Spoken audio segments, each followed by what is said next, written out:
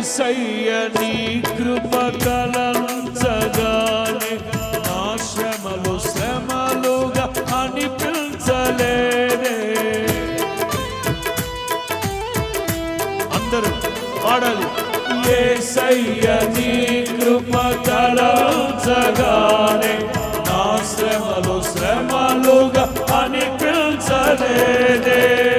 నీవు నాకిచ్చే మహిమ ఎదుట ఇవి ఎన్నదగినవి కావే.